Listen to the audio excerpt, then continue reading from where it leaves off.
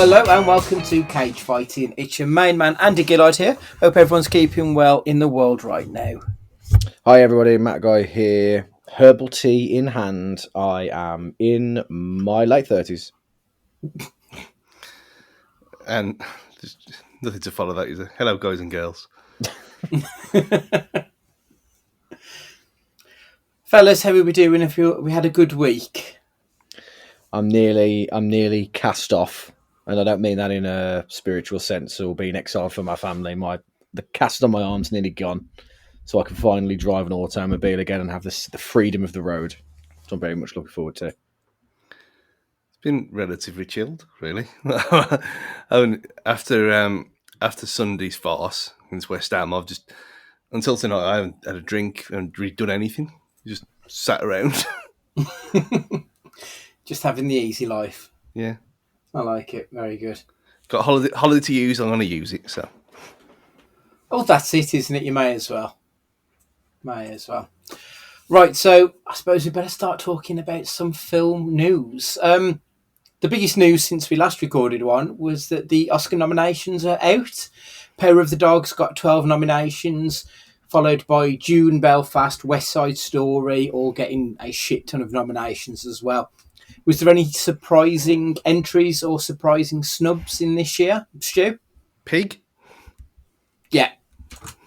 Undoubtedly, yeah. It doesn't make any sense at all. I mean, campaigning for it for a year, talking about it every week. We weren't the only ones doing this. It had a lot of people quite pissed off by the looks of Twitter, and that's not just our Twitter either. And when you just search for it and you go down the pig rabbit holes, and a lot of people seem to be very annoyed that it wasn't even talked about, let alone nominated. They had John Krasinski was there banging the drum for it, so it's not like it was an underground movement. A-list celebrities were talking about it, and it got nothing. I thought at least sound editing or something like that it might have got in on, because they were all fantastic elements to it, but sadly, not a sniff. Where that doesn't get in and Don't Look Up does, I don't understand it. Yeah, I'm in agreement. I didn't hate Don't Look Up. I thought it was fine. But, Best Picture? No, mate. No, not at all. Matt, anything that you were surprised to see on there or surprised not to see on there? Right. Dune deserves nominations for certain categories, but Best Picture it does not deserve a nomination for. That's a backhander gone wrong somewhere. That is, we need to. We're talking Italy and the Juve scandal going on here with this, and it also was nominated for editing, which I also find a bit bizarre, to be honest, because I think some of these ridiculously long exposure shots that just editing wise, I just didn't think it was it. Cinematography, I could understand, and effects and everything else, yes, but for a film that plodded on the way it did, to be nominated for Best Picture and editing is a bit strange for me personally. Fully deserved. I'm in agreement with you, Matt. It's not a complete film. There's still half a story missing, so it's not the Best Picture because there's not a story there yet. So it'd be like giving Lord of the Rings The Fellowship the Best Picture when you've still got 2/3 of the story to go. It doesn't really make sense to me. Which is why he didn't get it, and everything went to Return of the King in the end. Yeah, and that makes sense. Because you'd be judging Return of the King on the 3 films. Yeah. And I think you'd need to do that with Dune, and I don't think the first film was a great movie in and of itself. Time will tell, obviously, but yeah, I agree with Matt. It's not it for me. I was a bit surprised to see Nicole Kidman getting nominated for Being the Ricardos. It's an absolute dog shit film, and she was bang average. And yet, there's no Lady Gaga in there. I understand why House of Gucci wasn't nominated, but I thought she was really good. And also, I thought the Suicide Squad deserved a little bit of love. I thought probably one of the best visuals of the year, whereas Spider-Man, whatever it was called, that's some of the jankiest CG I've seen in any movie. Like when Norman jumps on his glider, and he seems to shrink to 4 foot nothing. Like, it looks really bad, and that got nominated. But the Suicide Squad I thought was excellent with Starro and everything, and got nothing. I'm surprised that No Time to Die got a visual effects nomination as well. Because what visual effects, really? Like, Right. unless the really long intro, like, got it. We also got original song one for Billie Eilish as well, which Favourite to win as well, apparently. which, it's no Chris Cornell, but so that's personal choice. I don't even know. I can't think of how the song even goes. For No Time I've to Die. no idea. No, I will have heard it, but I haven't got a clue what it is. Chris Cornell. I mean, I played that thing over and over again. And his wasn't amazing. even of recent memory. I do think was it Adele who did Skyfall? Yeah, that was Skyfall was class as a song. To be fair, not a massive Adele fan, but yeah, I think that was really good. Anyway, moving on. The internet's wettest of wet dreams, Andrew Garfield and a true crime story. He's appearing in a series called Under the Banner of Heaven. It's about the death of Brendan Lafferty. It's not a story I'm aware of, but Garfield plays a fundamentalist Christian detective whose faith is shaken by events of horrific crime. Also starring Daisy Edgar-Jones from Normal People, Sam Worthington from Avatar, Wyatt Russell from Black Mirror and formerly Kurt Russell's Balls, and Rory Culkin, one of the lesser known but still a very good Culkin brother. It feels a bit strange because we don't seem to get a lot of true crime films anymore. I mean, I know this is a TV series, but the based on true events film doesn't happen all that much anymore unless it's a big House of Gucci, like a story that was worldwide when it came out. We don't get the smaller stories. With the rise of true crime podcasts, why is that? You'd think they'd be all over the place. Matt? I think because the market has been so saturated in great, Netflix and to a lesser extent Amazon Prime, we know they've revolutionised the format. So series are king. And that was why the Tinder Swindler was so good, that it wasn't a dragged out series. It was a feature film length documentary.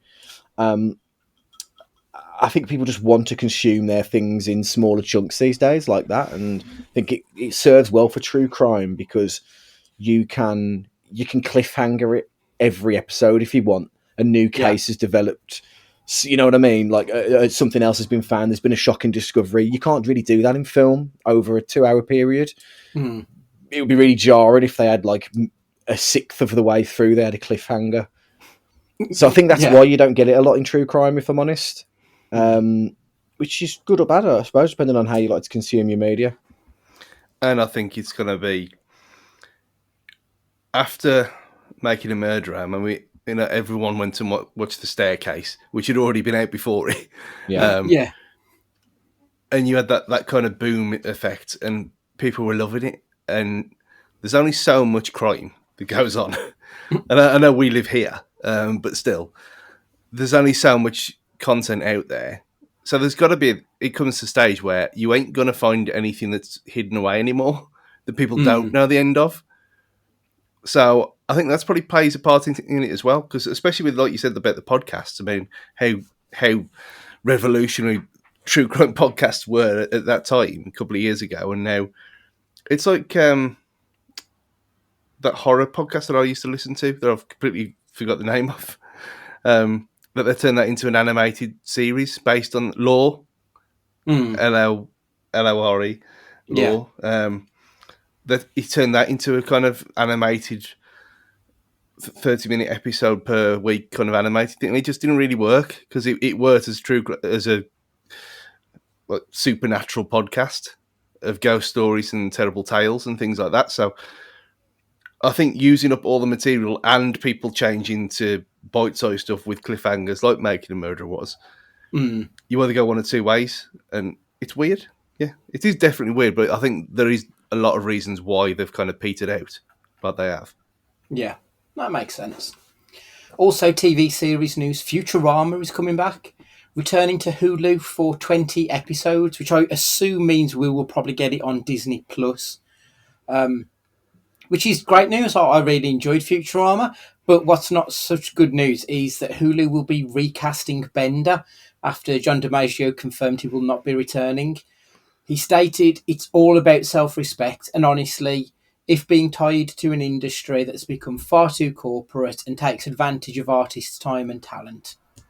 Basically, they lowballed him and he told them to fuck off. Personally, I think it's a real poor move on Hulu's part, especially as they've got Disney money behind them. They can pay whatever they want to pay to get the guys. And for me, it kind of just shows that voice actors don't get the respect they deserve. Would they have done that if this was a live action show and just decided that such and such a character isn't worth the pain, so they'll recast him? I don't think it would. If they brought back Breaking Bad, I don't think they would recast Skylar, for example. So, 2 questions. Do you like Futurama? And secondly, what do you think about Joe DiMaggio's stance, Stu? I've probably seen a couple of episodes, but that whole Grounding world, I just never got. Never. It's not. I don't get it. It's not my thing at all. None of them are. But yeah, he's right. He's completely in the right with this one. You can't fault him. Yeah. Matt, are you a fan? Because I know you like The Simpsons. So yeah, I've enjoyed Futurama. To be fair, I mean, Futurama. It was the thing was, it was a weird thing because it was never the hipster choice. Futurama, because the hipster choice is now Rick and Morty, and there wasn't a sci-fi version of it that really springs to mind. But it was never the hipster's choice. But it never had the major appeal that The Simpsons had either.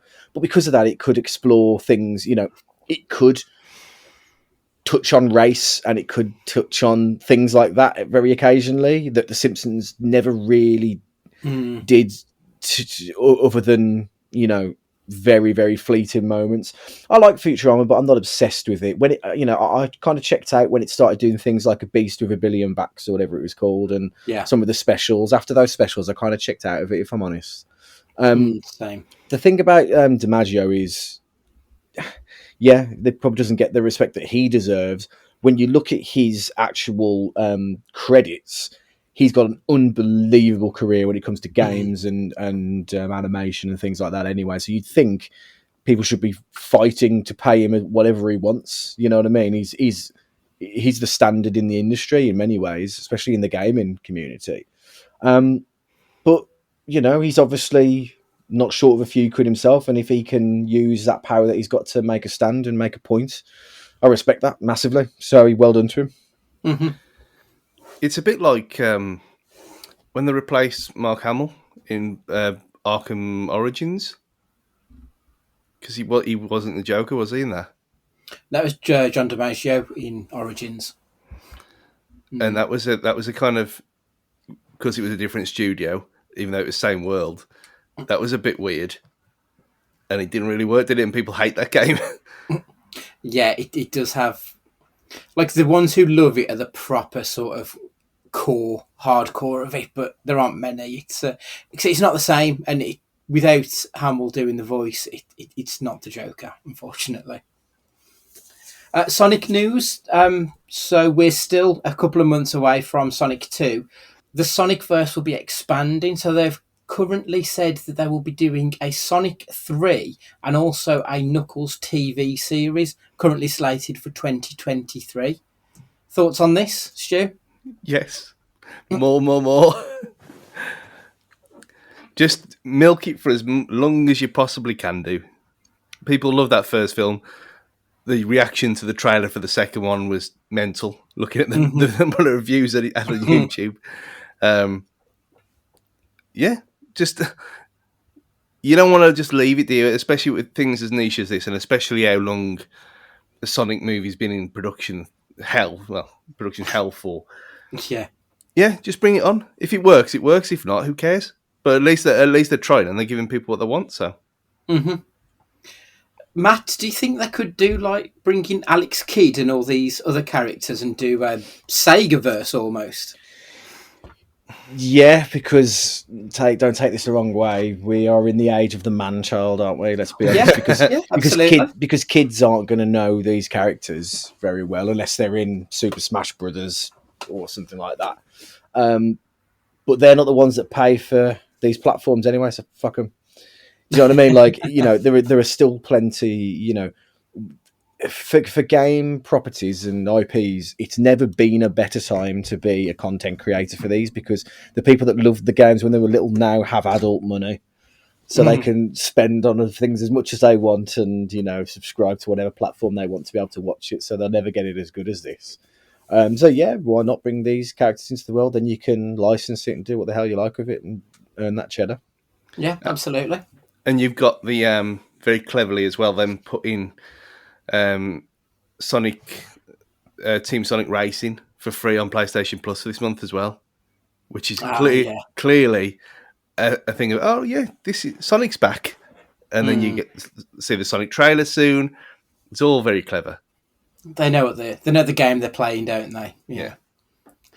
Fans of Christopher Nolan will undoubtedly have already seen it, but his first Universal Studios film, Oppenheimer, the cast list has been released.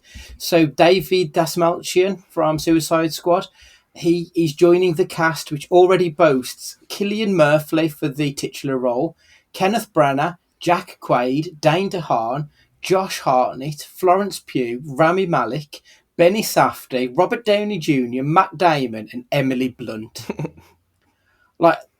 That is one hell of an ensemble. I don't think I've ever seen a cast of rising stars, established A-listers, and tenured greats quite to that level. It's incredible, isn't it? I mean, Matt, obviously you're a Nolan fan, bar Tenet.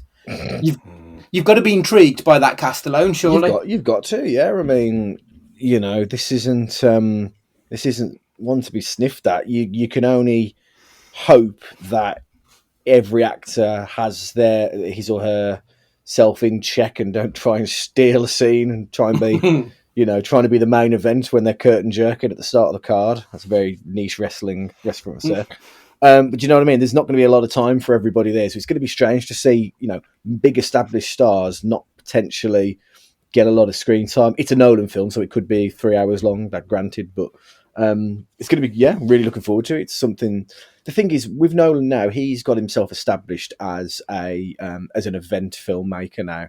Do you know what I mean? When he produces something, it is always a big deal. Check your calendar. It's got to be you've got to watch it within the first couple of days, otherwise it'll get spoiled for your territory. Yeah. And this will be no different. I mean, seeing the cast kind of reminded me of the Wes Anderson film that was out last year, The French Dispatch, and that had some actors in, like Elizabeth Moss was in it, for example, and you literally see her in the background of a scene, and that's pretty much all she does. Is just has one line and then she's just a supporting actor for the rest of it, because Wes Anderson is the kind of director that people just want to work with. And I think that is also Nolan. So even someone like your Robert Downey Jr., who doesn't need it, he wants to work with Christopher Nolan, surely, because he's this kind of a guy.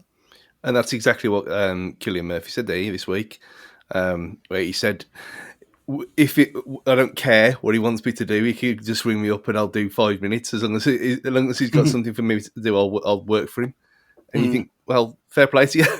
Yeah, so if you've got someone like Cillian Murphy saying things like this about a certain director, then you've got to be thinking, okay, this is what A-list stars think as well. And you're right, mate, it is proper event movie time every time. Even Dunkirk, which is very rah-rah war things, and you don't kind of get everyone going to see war films. But even you went to a war film and you liked it, so yeah. It's what was that one with Tom Hanks where there was loads of people in that film and he played different characters? The one with Halle Berry and Hugh Grant. Yeah. Oh, that's going to annoy me. I didn't see it, but apparently it was not good. No. Is that the trailer for this new one? No, it's an old film from about 5-6 years back. No. I never saw it either because it looked shit. But it had terrible, apparently. Yeah, but it had quite a few people in it. Cloud Atlas. That's the one. 2012 Cloud Atlas. I think that was a Wachowski's film, if I remember correctly. 10 years ago. God. Yeah. That's nearly 3 hours long. Okay, now. No, I couldn't stomach it. I'd heard bad reviews.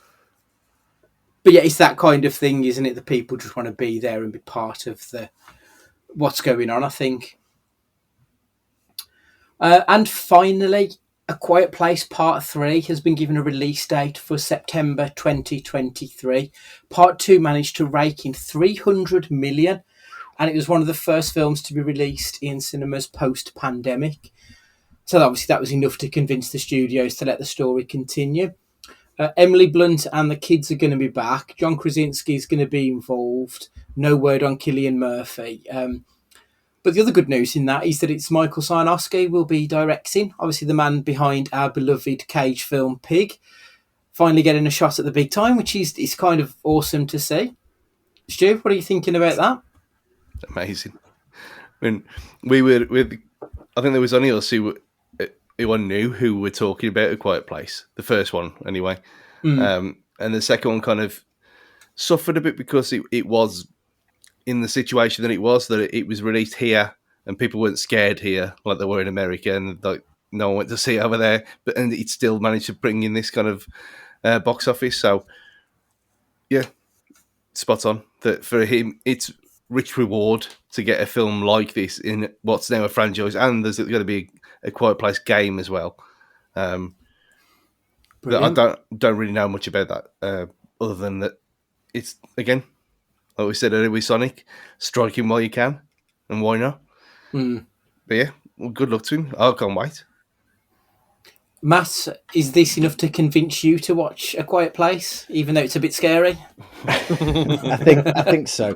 What I like about this is Sarnowski, who replied to our DMs at the very least, because I DM'd him the other day, slid into his DMs. He only joined Twitter in 2021, so only has 590 followers, which I find incredible for a director that is going to be doing A Quiet Place Part 3.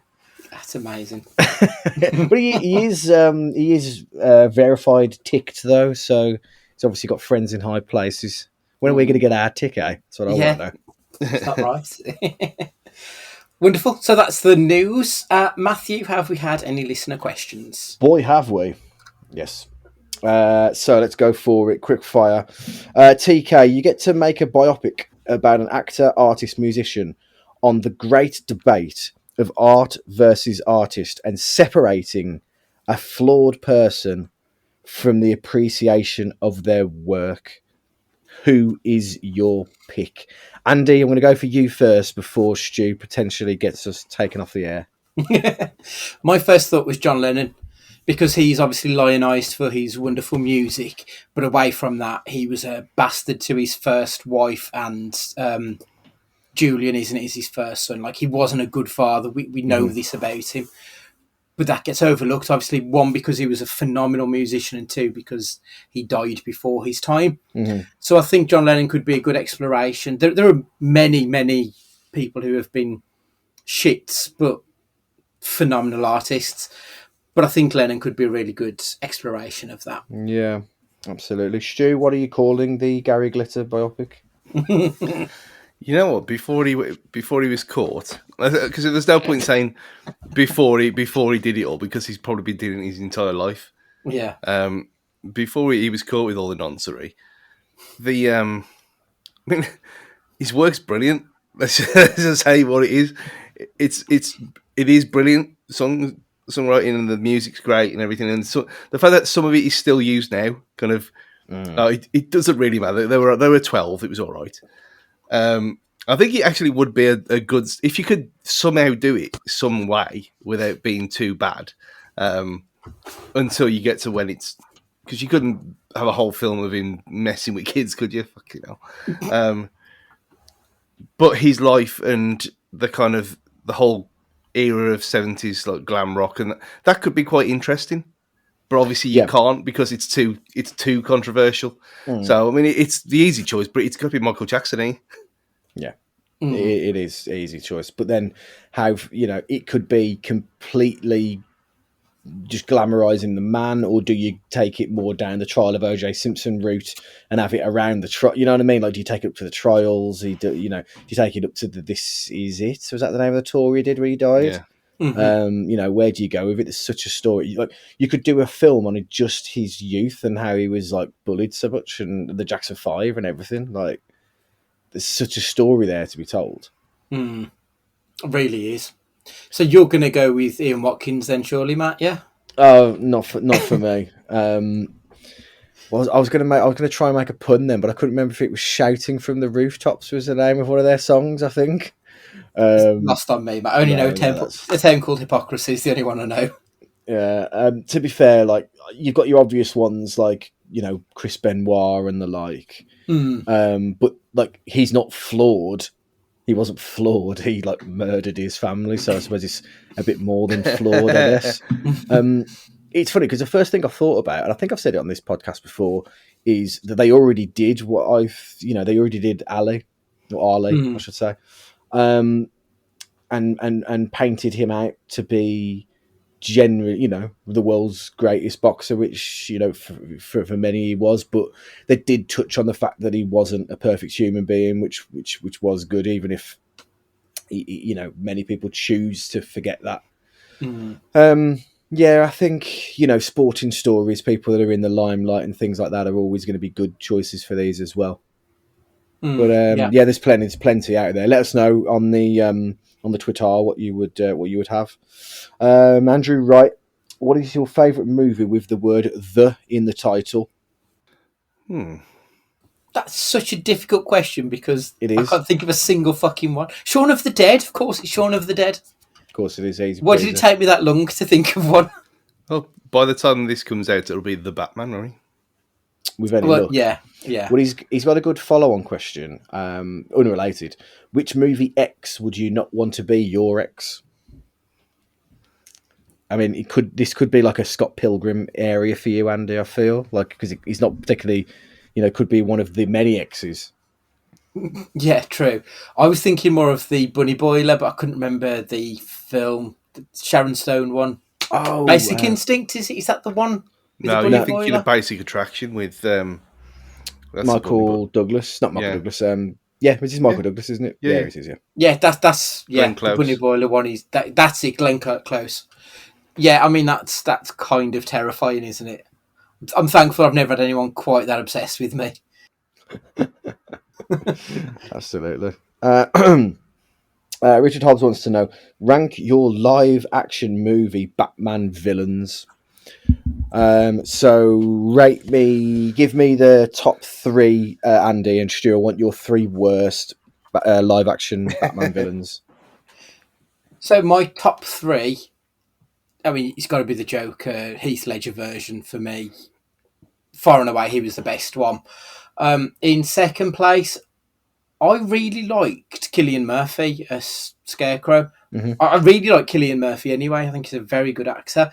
And I think that was a time when I hadn't really got into the Bat world and didn't know a whole lot about it other than the Burton and Schumacher films. It was just a wonderful surprise. I thought excellent. And probably Danny DeVito as Penguin. As much as I'm not a massive fan of the Burton films, I do like Danny DeVito, and he was excellent in that movie. He was easily the best thing apart from Michelle Pfeiffer's skin-tight leather catsuit. Oh dear, the worst. It's got to be Arnie, eh? Arnie's funny, but he's not good, is he? No, it's not good. I mean, everyone in that film could be in this list. Yeah, Bane would be down. Bane's the second. Oh, absolutely. I mean, the third. You know, the third is going to be the shark from the '60s film because it's just thicky. I like it. I like That's it a fair, lot. yeah. Todd, are there any Nick Cage movies that can be used as analogies for the different football leagues? Wow, that's a great question, actually. Could we use? I'm trying to think of. Well, if you rated it in terms of quality, then yes, you absolutely could. But I'm trying to think: are there any films that are like, you know, showing the dizzying high life and then the absolute doldrums below? I suppose, you know, would you want Bad Lieutenant as League 2, where there are no rules? Do you know what I mean? Yeah. 8mm is the National League. Well, yeah, absolutely. Mm. I mean, Face Off could maybe be the championship because it's a case of everyone's just swapping positions with everybody. As you can go from like 2nd to 13th in the space of like 2 months. Bong bong. And finally, David Evans, would you pay an extra £5 to £8 more on your ticket at the cinema if it meant you didn't see any adverts and trailers at the start and go straight to the film? Stu? No, it's expensive enough. You could just go later, or you just go deaf like I do. It's a I got nice. to witness this when the Batman trailer came on before the Jackass movie, and he literally put his hands over his ears. Like, I thought he was humming at one point. I tried to take a picture, but obviously it was pitch black in there at that point, so he couldn't. It was brilliant. Yeah, It's like the highlight of the movie. I can just pop my ears on command. But I can only do it for a couple of minutes before it starts to hurt. It's like when I used so funny. It's like when I used to drink through an eye. It's like one of them things. I don't know how I discovered it. I just did. In a way, it's like a subscription service, because you can do this on ITV Hub as well. You can pay £3 to not have adverts. Mm. But do I do that now? Yeah, Andy, what are your thoughts on it? I mean, I would pay an extra £5 to £8 to have nobody sat near me, but I'm not sure that's in. I don't think that an extra £5 to £8 per film would give a cinema the same kind of money that running an advert would. Yeah. And also by showing the trailers, they're kind of trying to future-proof themselves and get themselves money in 2-3 months down the line when that film comes in. Mm-hmm. So, I mean, I quite like a trailer just to know just to see what else is out there, and you might find something you've never heard of and end up going to see it. So I wouldn't personally. It does piss me off the 25 to 30 minutes length of it, but it's a small trade-off for me.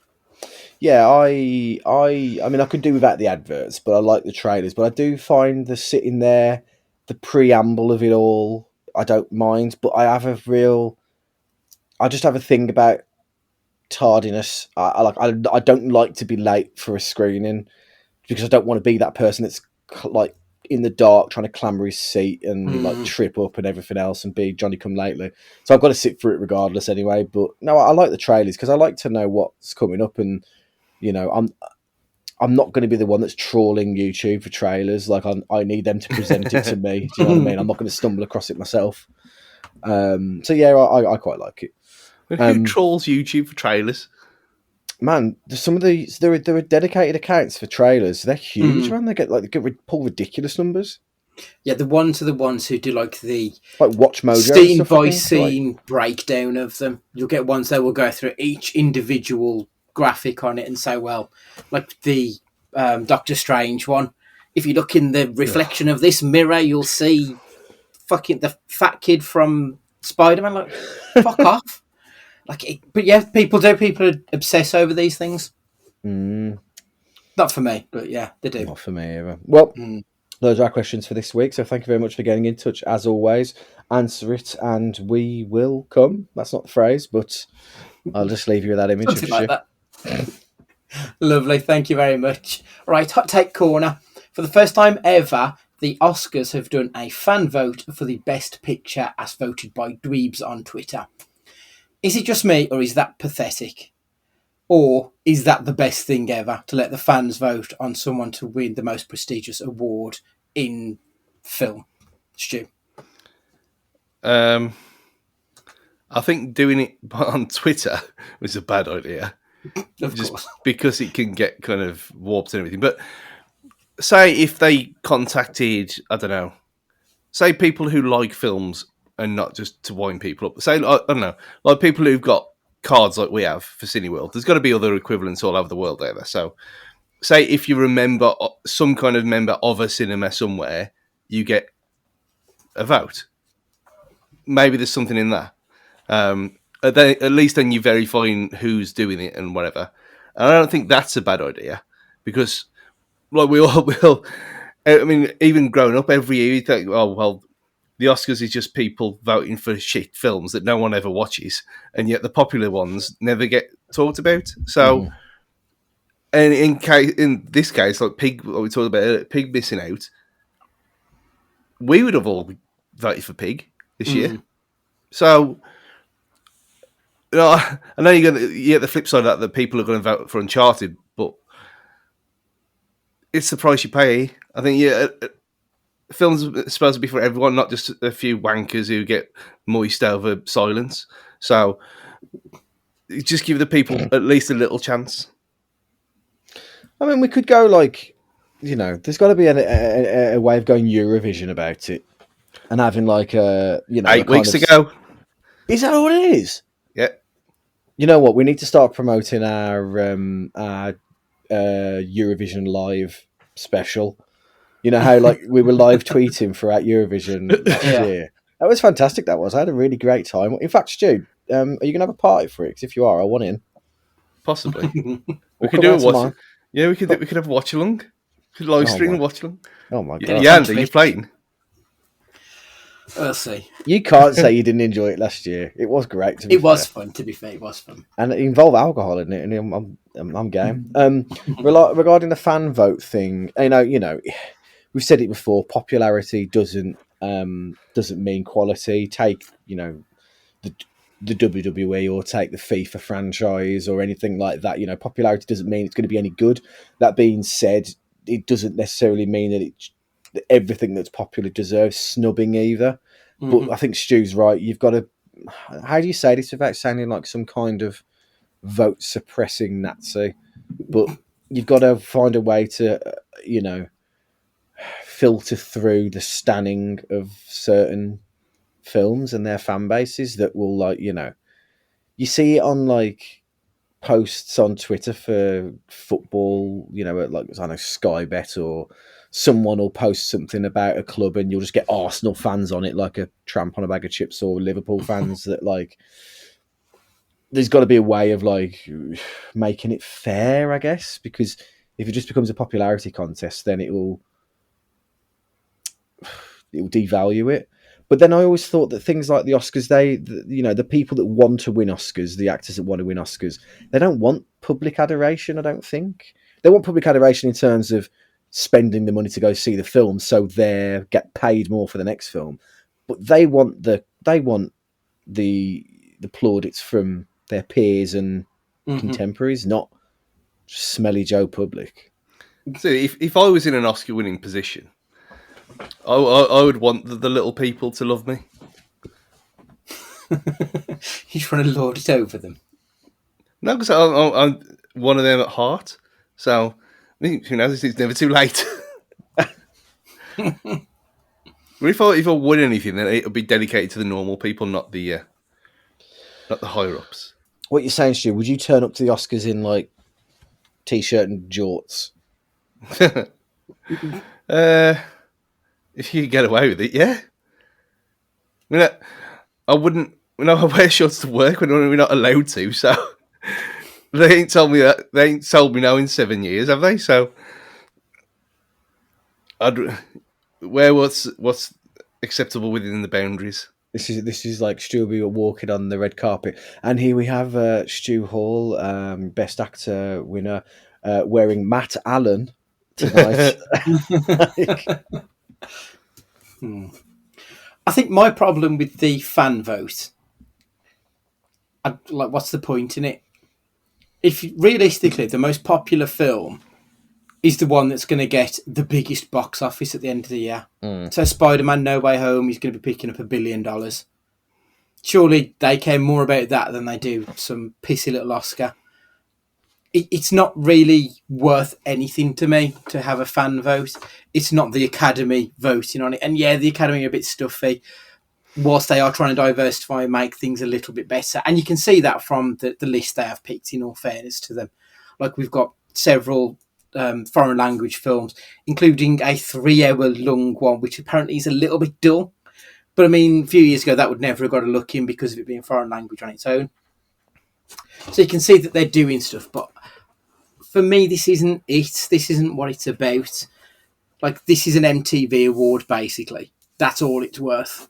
This is the kind of award that should just sit in someone's toilet, and it's just a funny story when someone goes for a piss round their house one day. That's all it's really worth. It's not I should say, it's about your peers respecting you. The Oscars are not Joe Public, which is what the box office is about. So for me, I just don't really think it's worthwhile, if I'm being brutally honest. And plus, you've also got the ones who were doing the anti-votes. So people who were all voting for, I think it was Army of the Dead, Zack Snyder film, and then found out that it wasn't eligible.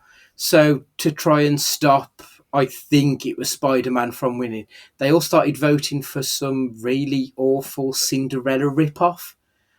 Like, how is that worthwhile? It's the Boaty McBoatface of awards at that point. So why bother? I don't get it. It's not at all prestigious enough to do it for me, to be brutally honest. That's where this all started, when Joe McElderry won X Factor, and people were so pissed off with it that the whole anti-Simon Cowell thing started the year later. Oh, so he was the anti-vote, was he? He won it. People were shocked and couldn't how. And then the year after, it was like, oh, let's get someone else to number one, which in turn led to Rage getting it years later. Okay, so yeah, I suppose it is. It's the protest vote of it all, and if that's the level you're at, you may as well just scrap it, to be perfectly honest, because it's worthless. Right, okay, the non-film question is you this week, Matt. Thank you very much. As a kind of precursor for a potential music cast down the line, I want to talk about who you think is the greatest chameleon in music. Now, what I mean by that is someone that has changed their musical style either through the decades or through time periods to kind of keep themselves relevant, to keep themselves up to date with whatever the emerging trend is at the time. So the first one that comes to mind for me would be David Bowie.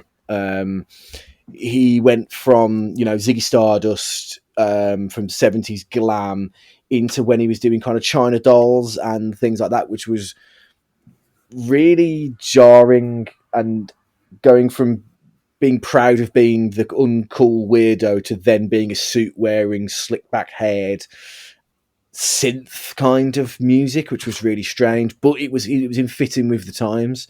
And then he's moved later in his career back into kind of sort of semi-rockish also. So, and I think, he kept himself relevant doing that. Who do you think is the best chameleon in music, Andy? Just before I get into my pick, I mean, I agree. I think Bowie is the one. He's the greatest. Do you think that Bowie changed with the times, or do you think that Bowie changed the times? I think when Ziggy Stardust came in, he was pioneering, and then people like Mark Bolan and T-Rex had to join the party, because T-Rex and Mark Bolan, he was all hippie music prior to him being, that the era that everybody knows T-Rex from, with Get It On and that. But then I think towards the end of what I guess this was the end of the 70s and the early 80s, I think Bowie started to become less relevant. He had the rise of rap and hip hop and stuff like that. And so because of that, he then had to move with the times. So 70s was very much era defining. He was, I think, then into the 80s, he then had to follow the pack.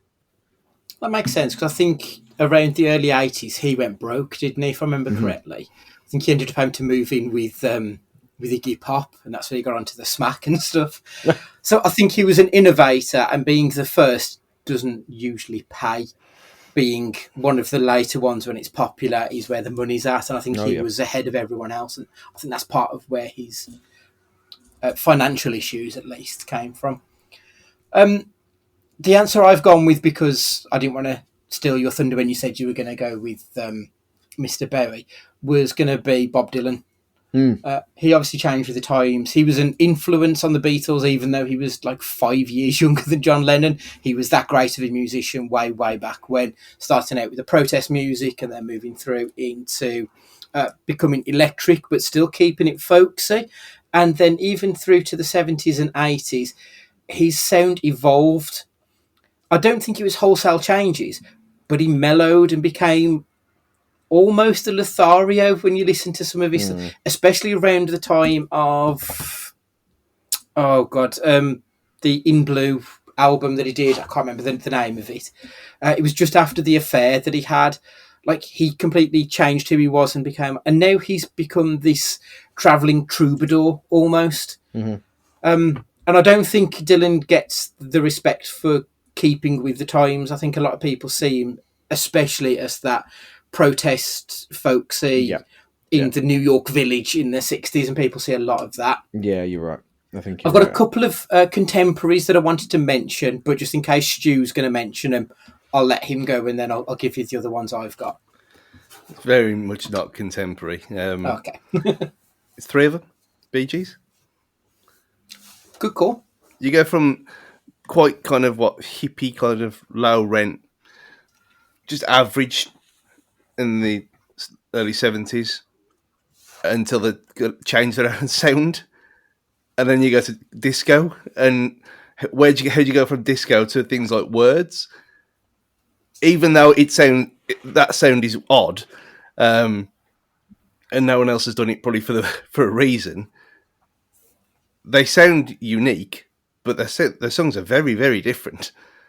And I can't remember what it was called, the first Best of the Bee Gees, but you put that on shuffle, and it's amazing. It's completely, it's like four different eras.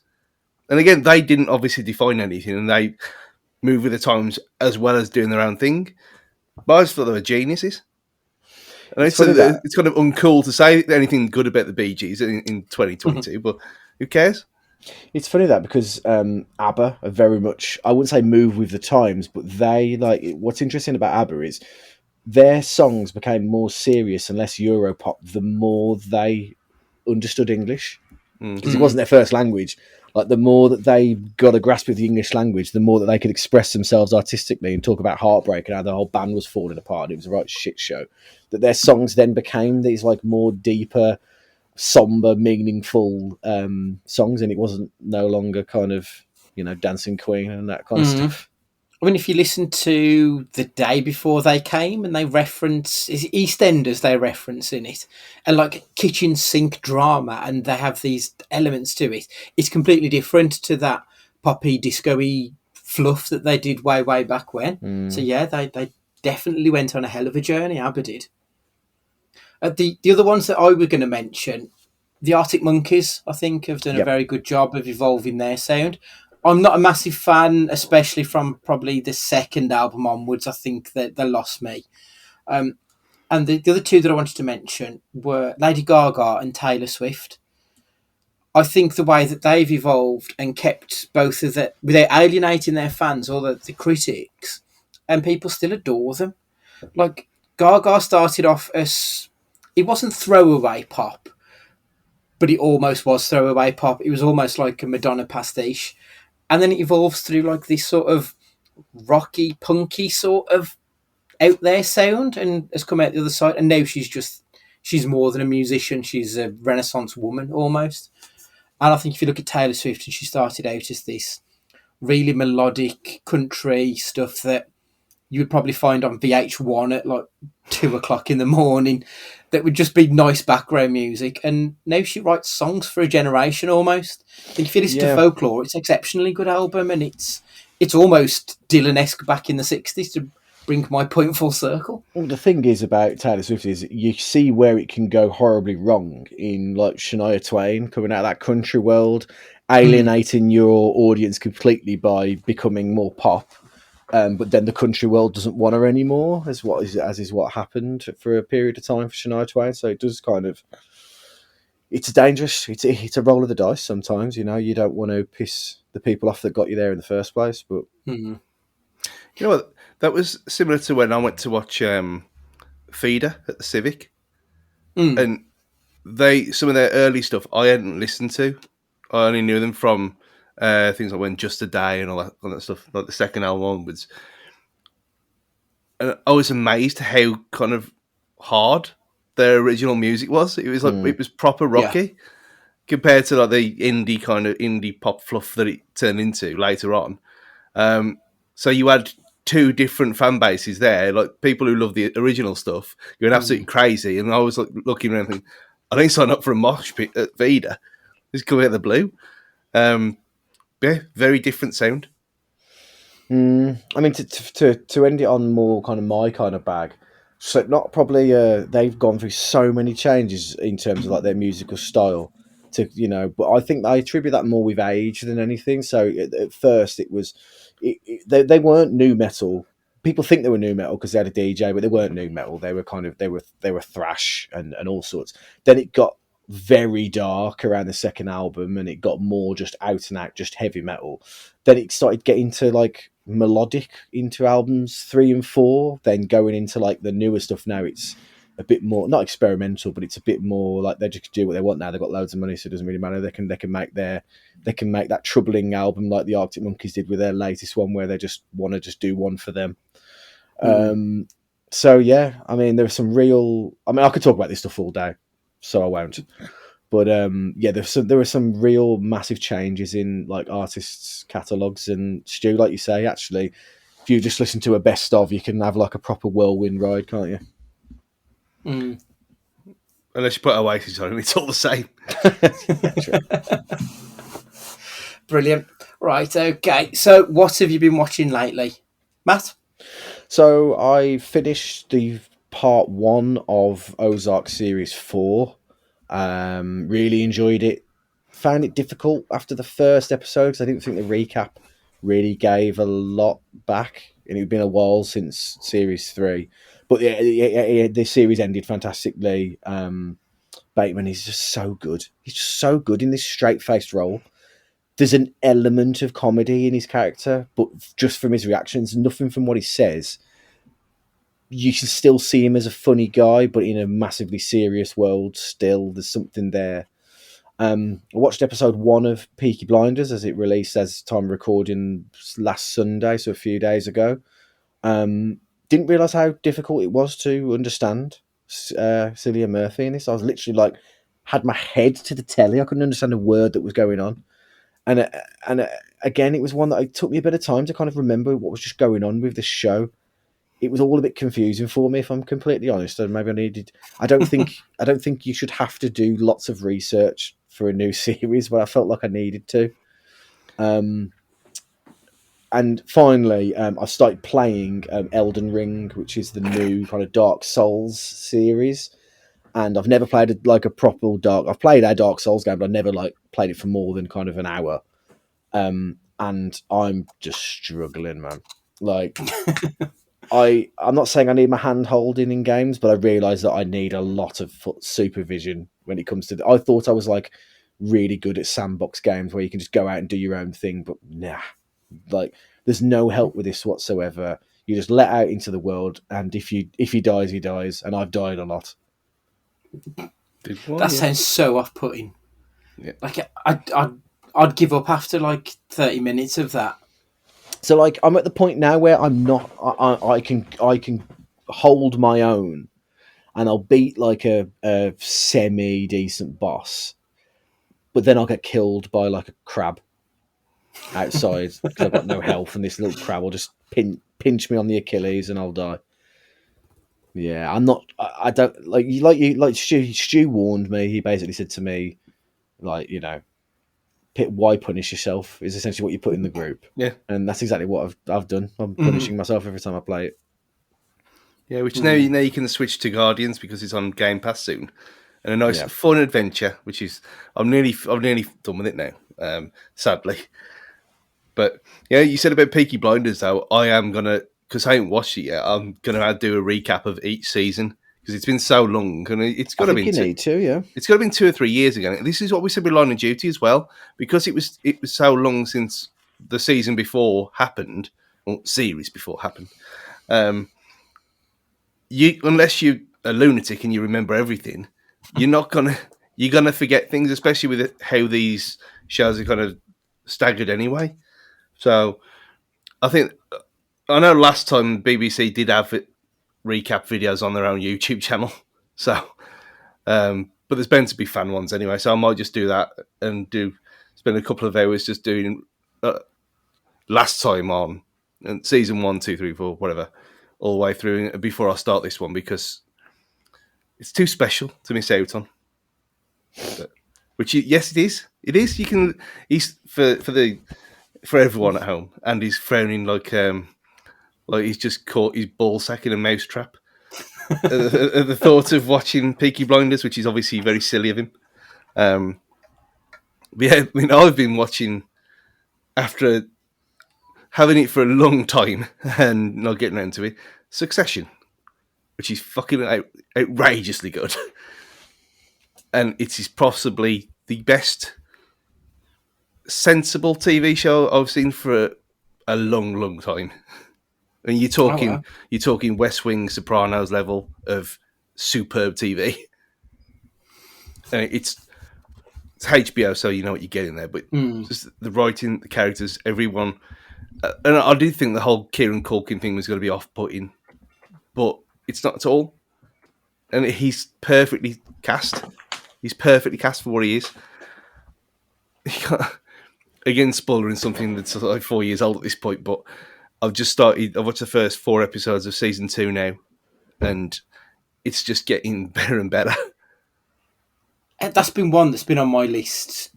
Like, I remember as soon as the first season had finished, everyone was raving about it, and for whatever reason, I've just not found time to watch it. But I know I need to. And to be honest, I quite like Rory Culkin, Kieran Culkin. So I like the Culkins in general. They're ace. So I know he's one I definitely need to make time to sit and watch.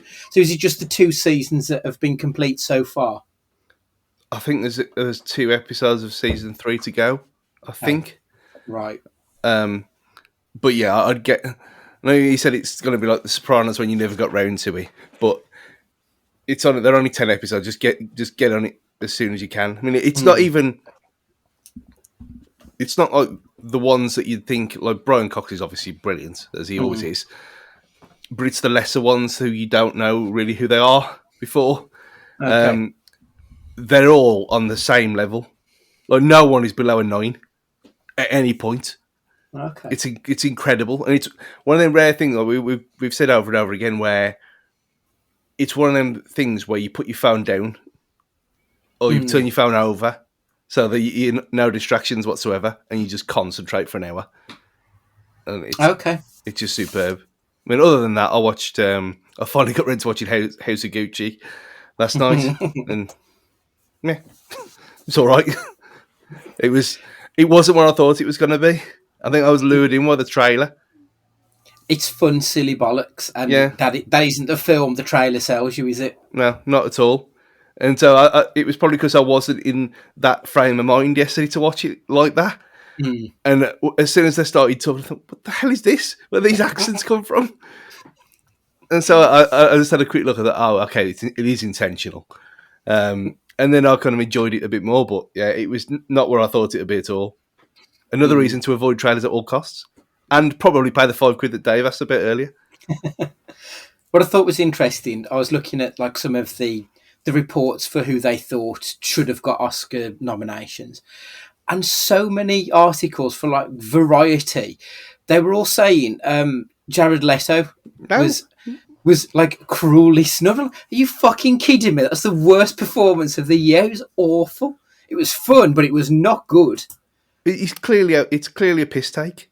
Yeah, it's gotta be.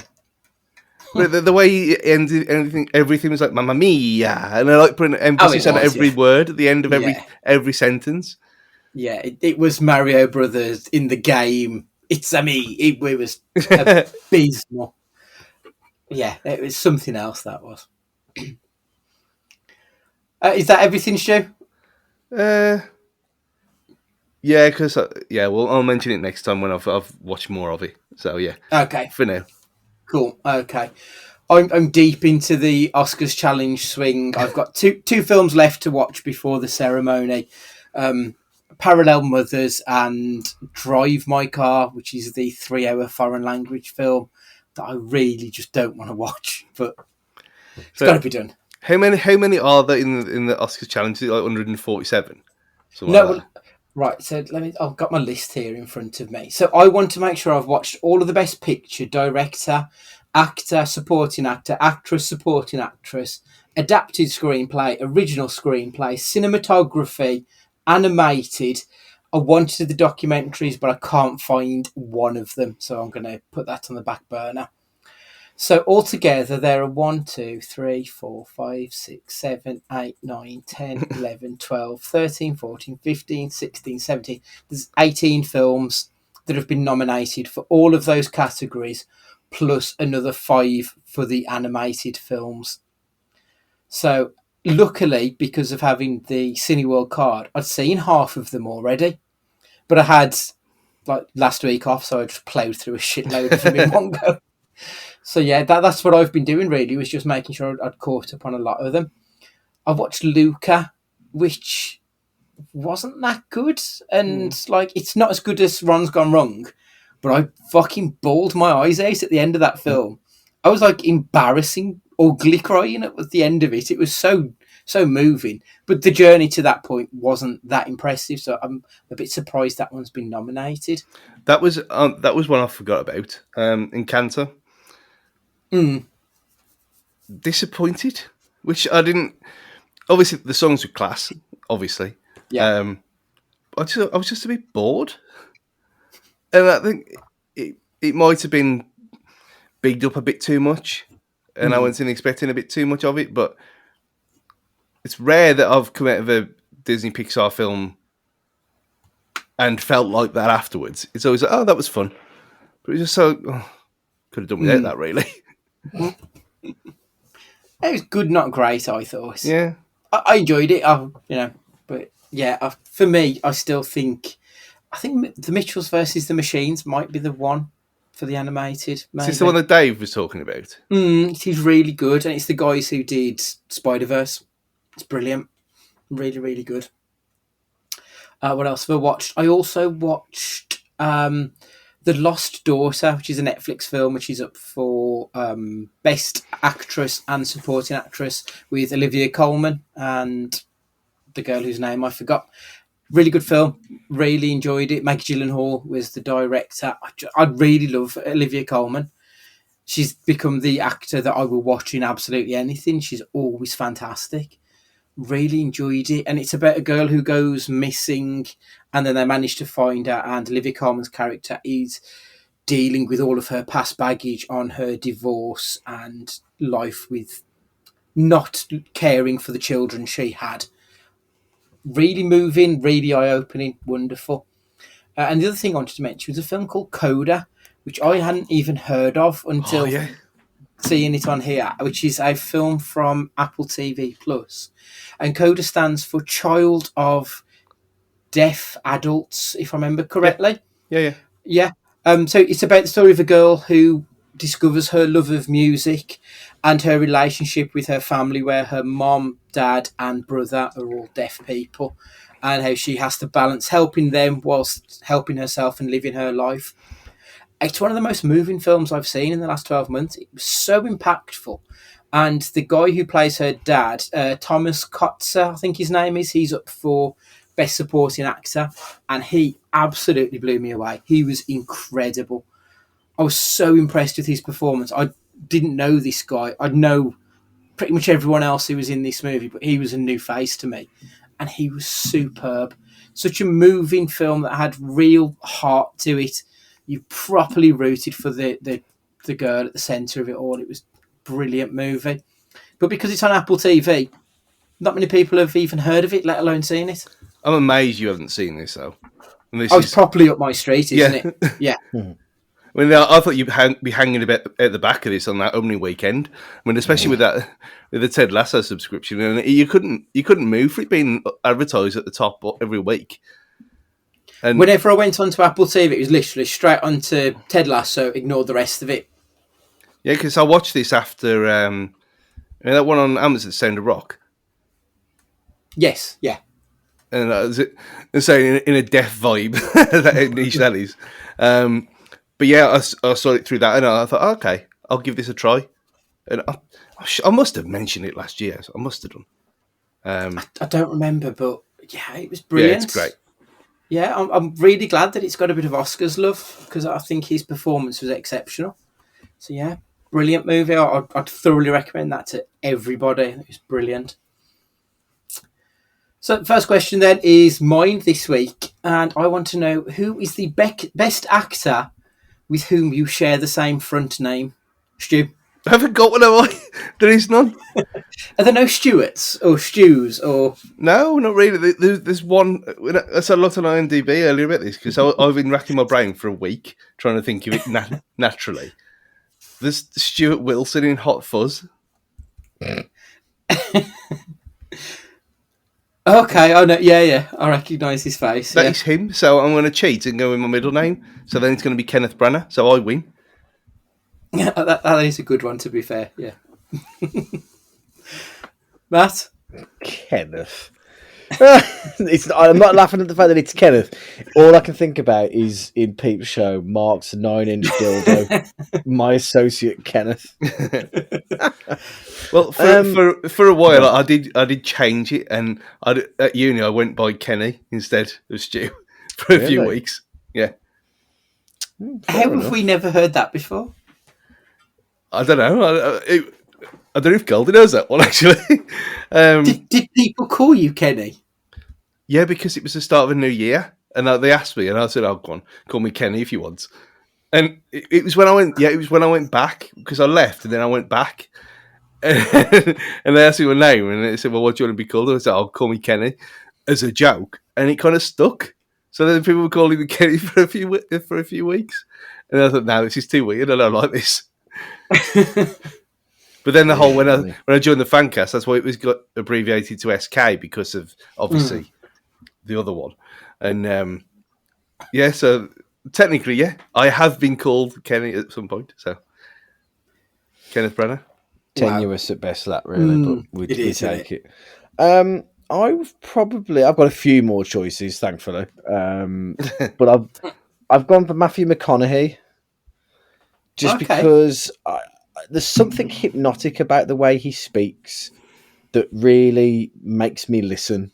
Like, I don't know, there's just something about the way he speaks that I find really not hypnotizing, because it's not always pleasant, the things that he's saying, but I think he's got a voice that I just like to hear, especially like the way he talks in The Wolf on Wall Street. You know, he steals that scene so much. And you know, Dallas Buyers Club as well. Like you've got your eyes glued to him the whole time. I mean, for good reasons, because of this, you know, his state in the film. But I just really like the way that I just like watching him perform. I think he's a very watching him act. I think is more often than not. I enjoy seeing him do his thing. So McConaughey for me.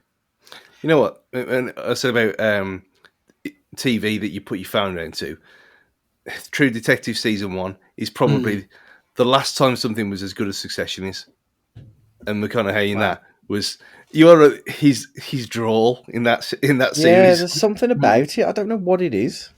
It's almost melodic, isn't it? The patter to his voice, and it draws you in. I think that's the quality he has, which is amazing, really, because he went through a period of like the late 90s to early noughties of just completely ignorable pap.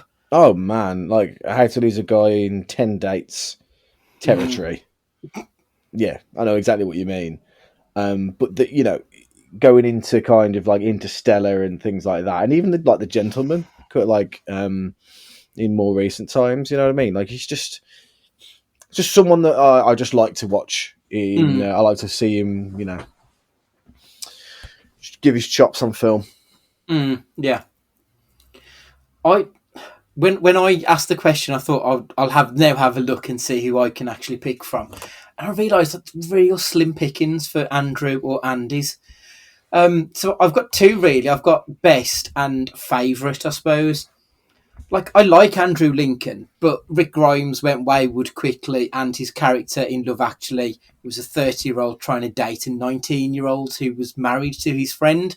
So I can't really say he's done much worthy of mention on the big screen.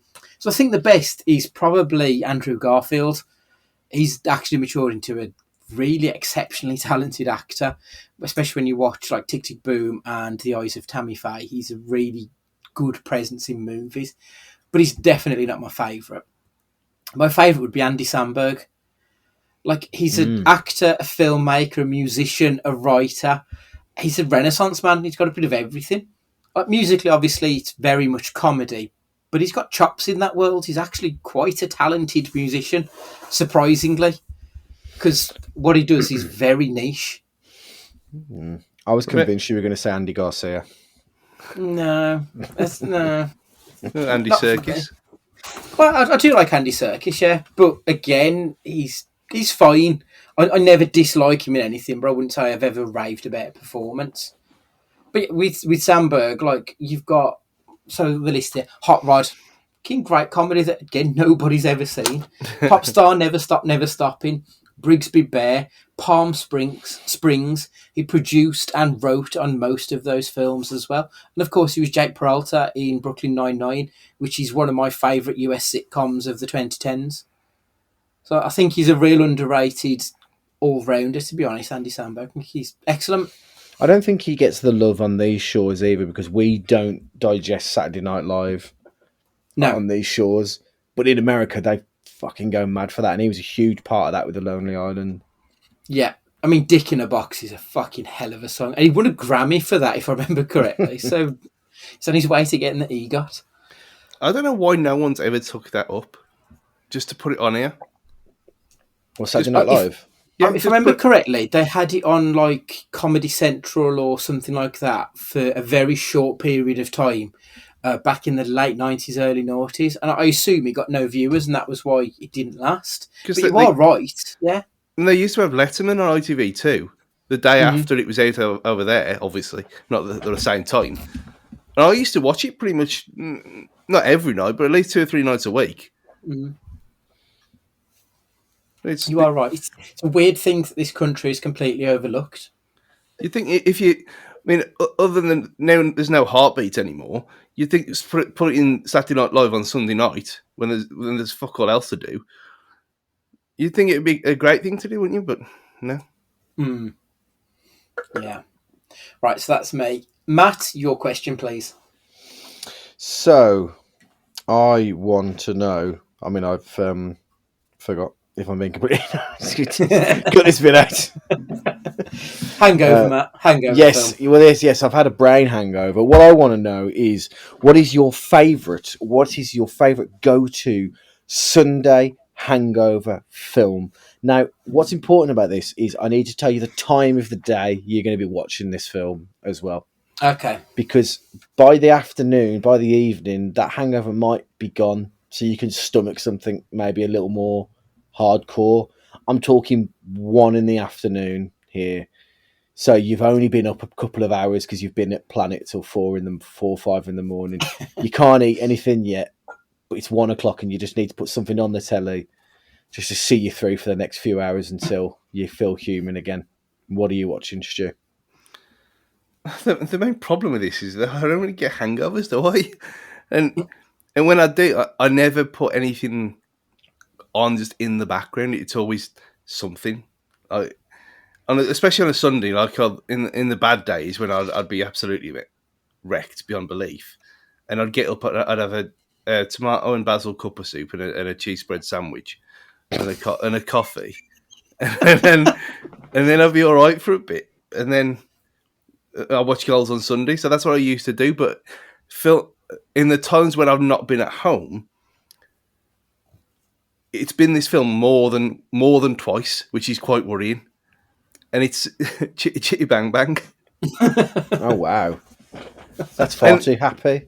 And exactly for that, it's just happiness from pretty much start to finish. And it screams Sunday as well. I know like we were talking about Sundays and films being on 5 and 5 star last week.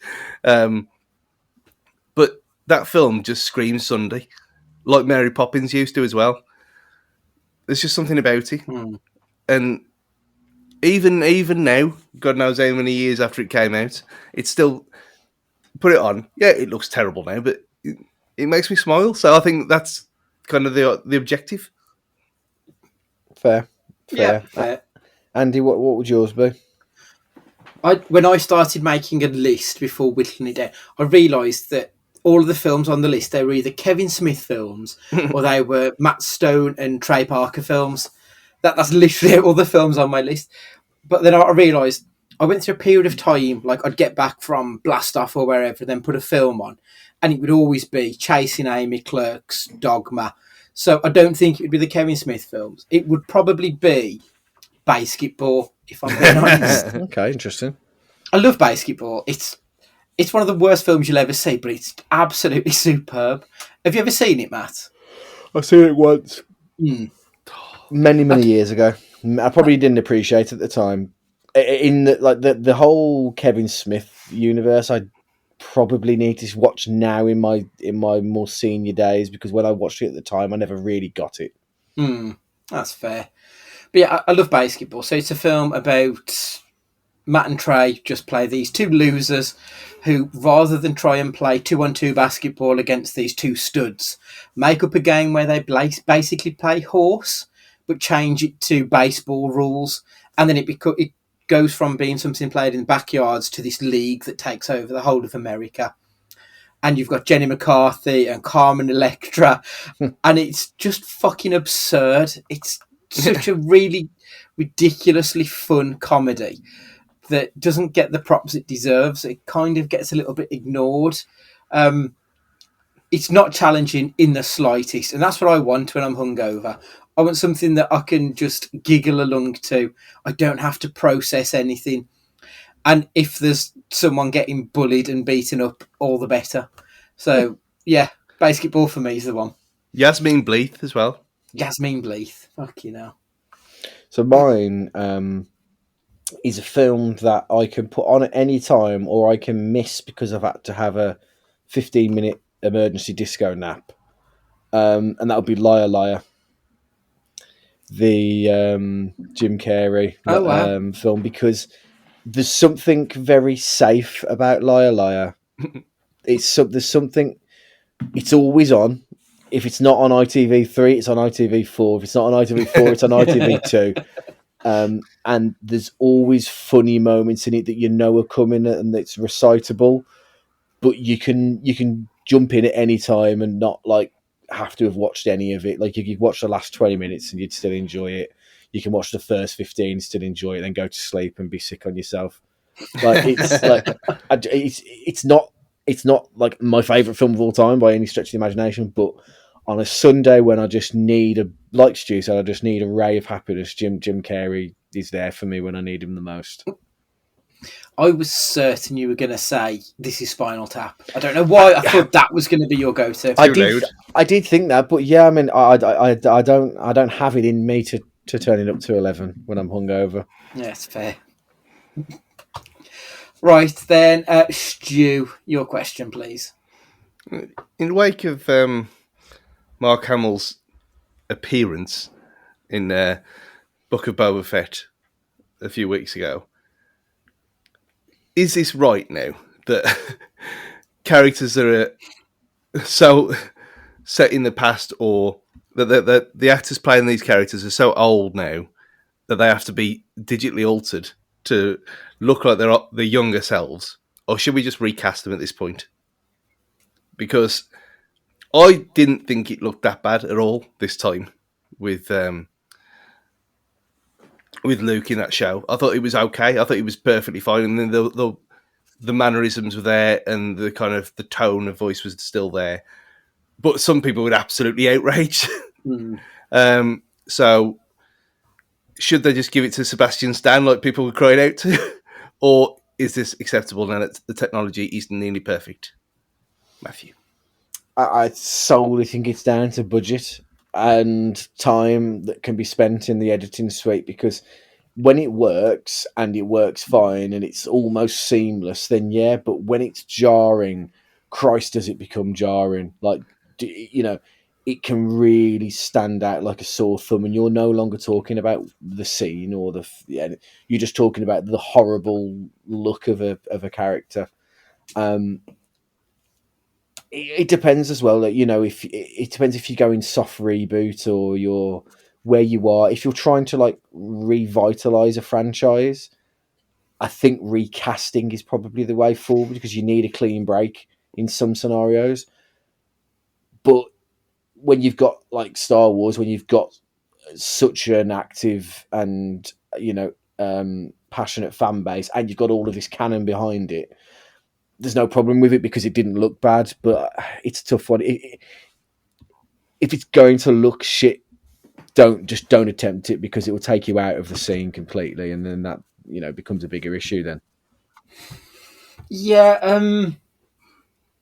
So, like, when you'd put this as your question in the group, Stu, and I'd said that I'd got this earmarked for a future question of one of mine.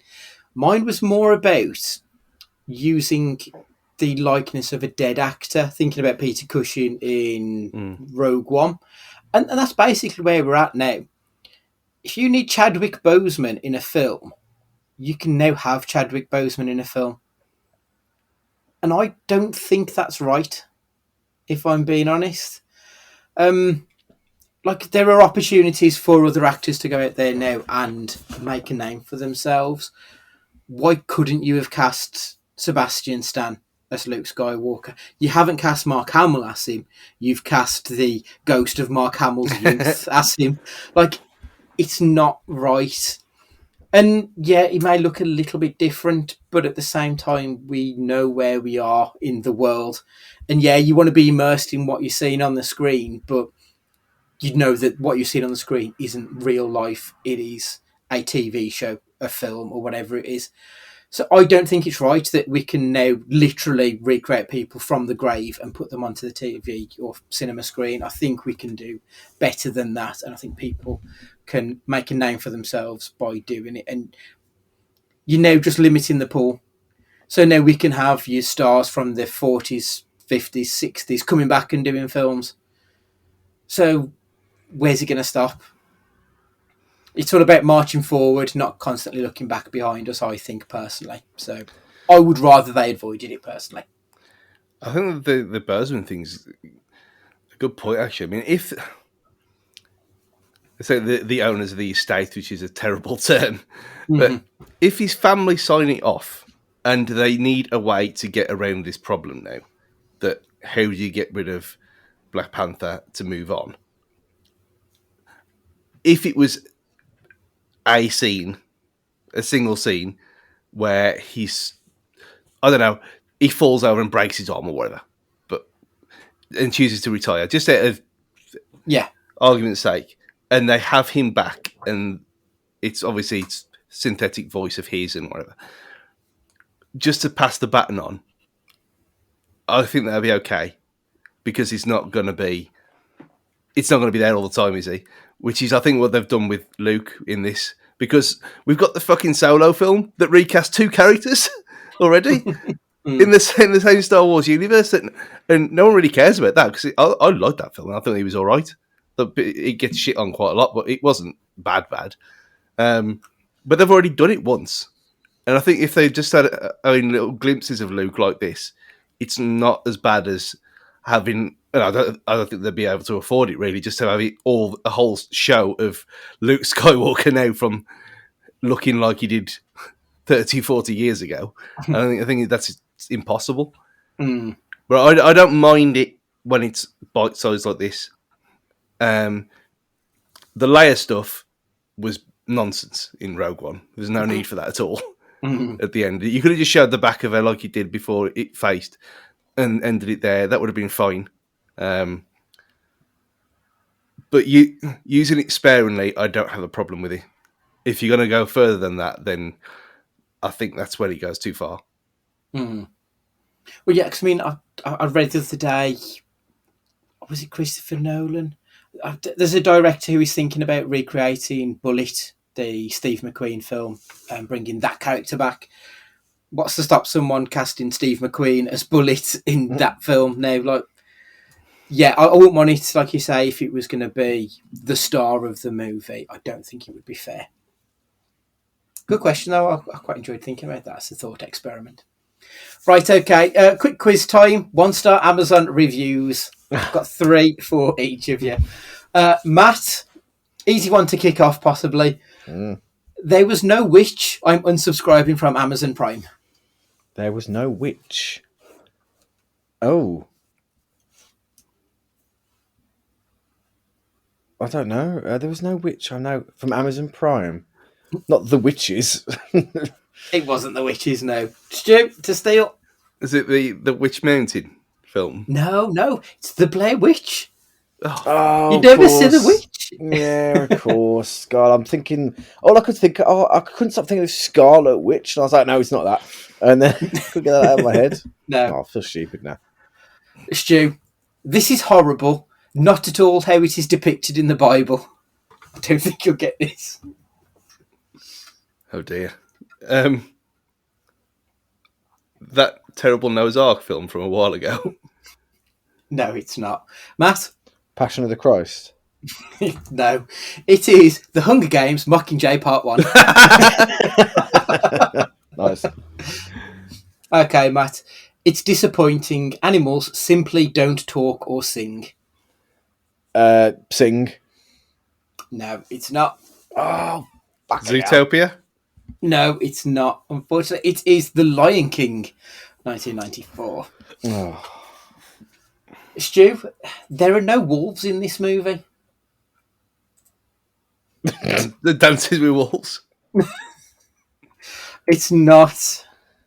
Matt? Okay, right, let's think about this logically now. There are no wolves in this movie, and it's not Dances with Wolves. The Wolf on Wall Street. It's The Wolf of Wall Street. There we go, yes. Okay, Matt, yours I can win. I can win with this. You can. Absolutely horrified. I thought it was a claymation movie like Shaun of the Sheep. My 3-year-old hasn't said anything since we watched this. Oh. What I might start doing is give you the years. I know what this is. Hold on. Is it Gremlins? No, it's not Gremlins. Shit. Okay. Stu? Is it Sausage Party? No, it's not. It's Silence of the Lambs. What? Stu, you need this to tie. Awful. It looked like it was filmed in the 70s.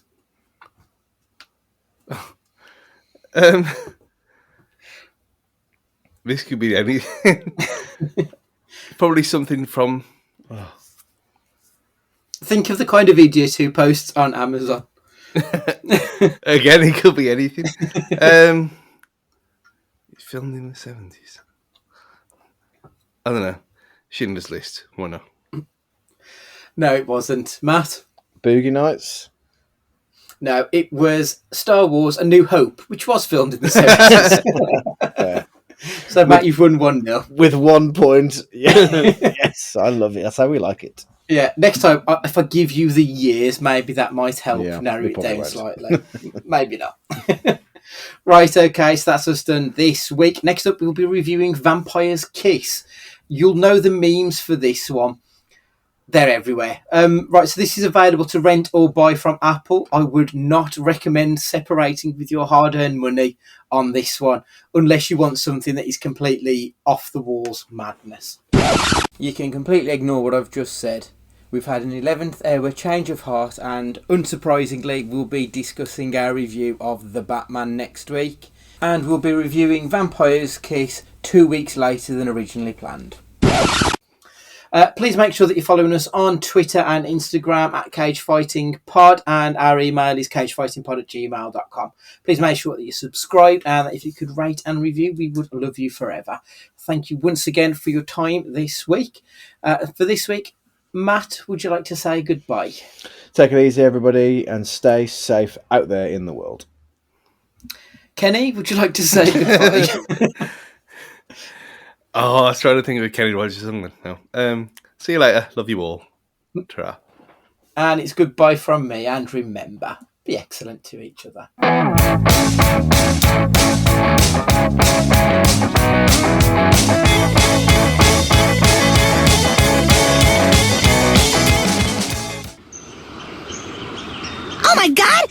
Kenny, you!